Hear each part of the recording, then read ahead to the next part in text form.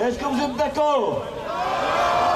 Est-ce que vous êtes d'accord que les cotisations sociales sur nos salaires servent à préfinancer nos préavis, servent à subventionner les licenciements?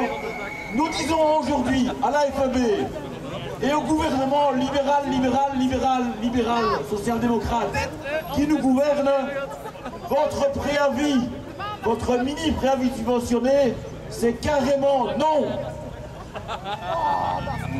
Deuxième dossier sur lequel on va se battre, pareil qu'on a parlé, le blocage des salaires, c'est le problème, ce n'est pas la solution.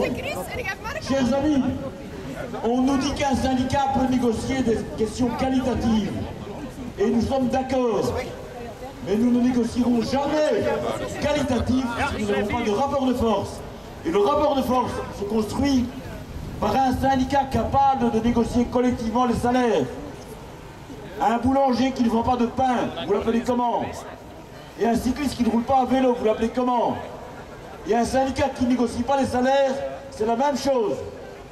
Alors nous devons dire au gouvernement, le blocage des salaires, c'est ni pour 2 ans, ni pour 6 ans, c'est carrément non. Et ce que je dis des salaires,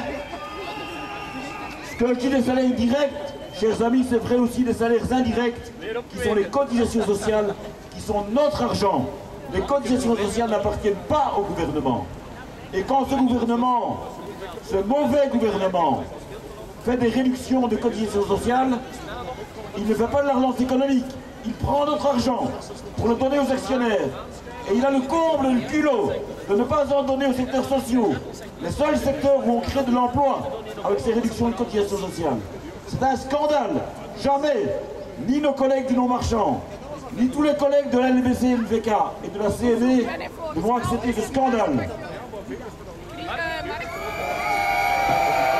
Donc on peut faire le message à nos amis du non-marchand aujourd'hui.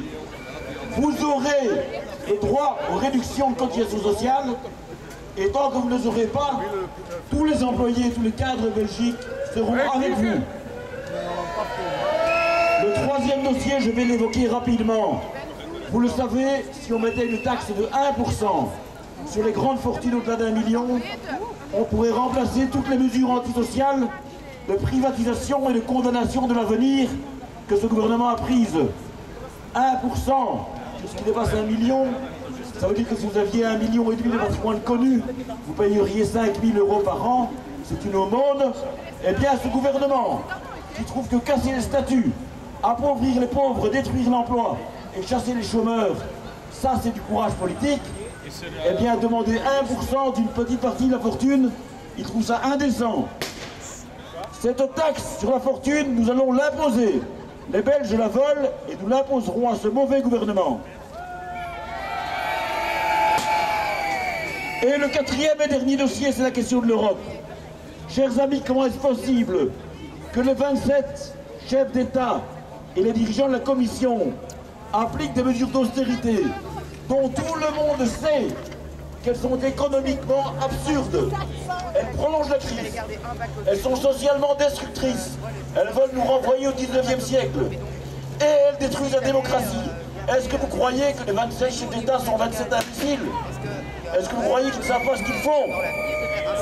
En réalité, les dirigeants de l'Union européenne profitent de la crise pour faire en 3 ans ce qu'ils n'ont pas réussi en 30 ans. Remplacer notre modèle social par un paradis néolibéral.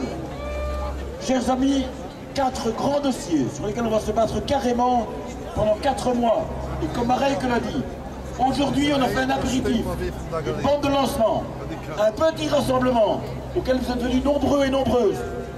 Le 21 février seront des milliers et des dizaines de milliers à Bruxelles, devant les fédérations patronales et devant le gouvernement, pour dire que sur ces 4 dossiers-là, nous ne nous laisserons pas faire.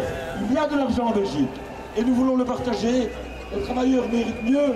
La clé nous dit le beter. L'austérité, c'est le problème, ce n'est pas la solution. Au 21 février, très nombreux, et puis au 14 mars, pour la Journée d'action européenne. Merci de votre présence et, comme l'a dit Marek en terminant, ceci n'est qu'un début.